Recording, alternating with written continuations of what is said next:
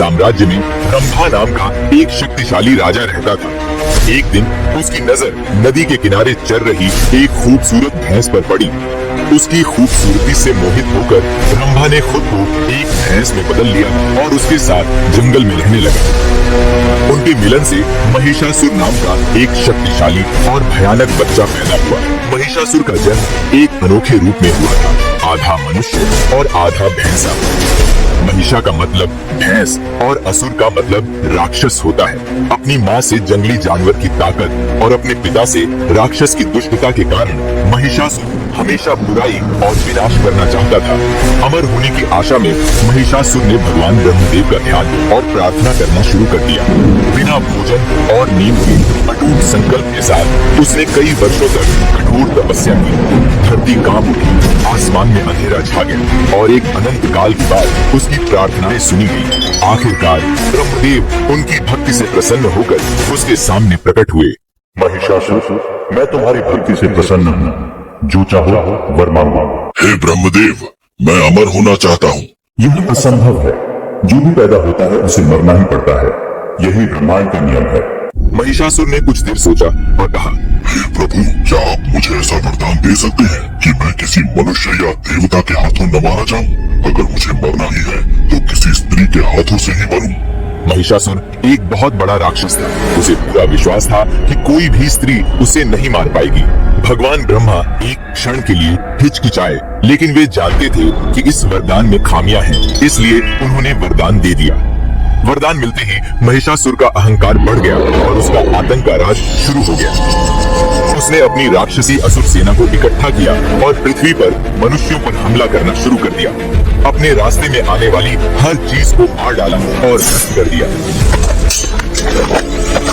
पृथ्वी पर विजय प्राप्त करने के बाद उसने स्वर्ग में देवताओं से लड़ने का फैसला किया। उसने अपनी विशाल असुर सेना के साथ इंद्रलोक की राजधानी अमरावती पर हमला कर दिया, जो भगवान इंद्र का निवास स्थान था। सभी देवताओं ने अपनी पूरी ताकत से महिषासुर से लड़ने की कोशिश की, लेकिन इसका कोई फायदा नहीं हुआ।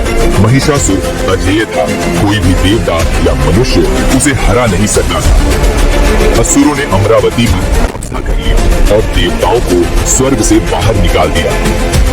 इंद्रदेव मदद के लिए त्रिमूर्ति भगवान ब्रह्मा, विष्णु और महेश्वर के पास भागे। ब्रह्मा ने उन्हें वरदान की याद दिलाई और कहा, कोई भी देवता या मनुष्य महिषासुर को नहीं मार सकता। हालांकि एक महिला उसे मार सकती है, लेकिन तीनों लोकों में रहने वाली कोई भी महिला इस दुष्ट राक्षस को मारने के लिए पर्याप्त शक्तिशाली नहीं है। इसलिए त्रिमूर्ति ने एक शक्तिशाली महिला बनाने का फैसला किया।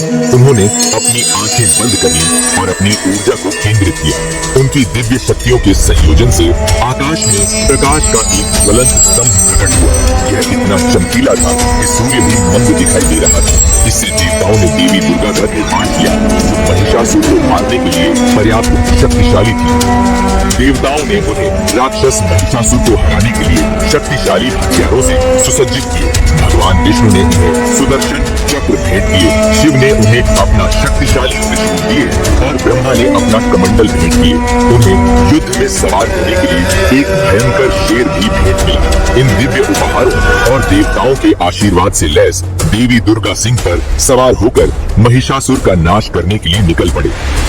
जैसे ही वह अमरावती के पास पहुंचे, उनकी भयंकर गर्जन आकाश में गूंज उठी। पहाड़ कांपने लगे और समुद्र ऊंची ऊंची लहरों से भर गया। उनकी उपस्थिति ने ही पूरे ब्रह्मांड में भय की लहरें फैला दी। जब उनके आगमन की खबर महिषासुर तक पहुंची, वह हंसने लगा। एक साधारण महिला मुझे चुनौती देने आई है। एक महिला और मेरे समय के लायक भी नहीं है। मैं उससे निपटने के लिए अपनी सेना भेज दूंगा। वे उसे वैसे ही कुचल देंगे जैसे वे बाकी सभी को कुचलते हैं। महिषासुर ने असुरों की अपनी विशाल सेना को देवी दुर्गा का सामना करने का आदेश दिया। युद्ध का मैदान जल्द ही हथियारों की टक्कर से गूंज उठा और राक्षसों की लहरें देवी पर टूट पड़ी। लेकिन एक एक करके सभी राक्षस देवी के सामने गिर गए, उनकी दिव्य शक्ति से आसानी से पराजित हो गए। अंत में महिषासुर स्वयं दुर्गा देवी के विरुद्ध युद्ध करने गया। देवी को भ्रमित करने के लिए बेताब महिषासुर ने अपनी सारी काली शक्तियों का इस्तेमाल किया, अलग अलग जानवरों का रूप धारण किया। सबसे पहले वह एक क्रूर शेर बन गया, भयानक गति से दुर्गा पर हमला करने लगा। देवी ने उसे दिव्य सटीकता से मारा, जिससे वह घायल हो गया। आत्मसमर्पण करने से इनकार करते हुए वह एक विशाल हाथी में बदल गया और उनकी ओर गरजने लगा। एक बार फिर दुर्गा ने अपने हथियारों से जवाबी हमला किया, जिससे वह गंभीर रूप से घायल हो गया। देवी दुर्गा और महिषासुर के बीच 9 दिनों तक भयंकर युद्ध चला।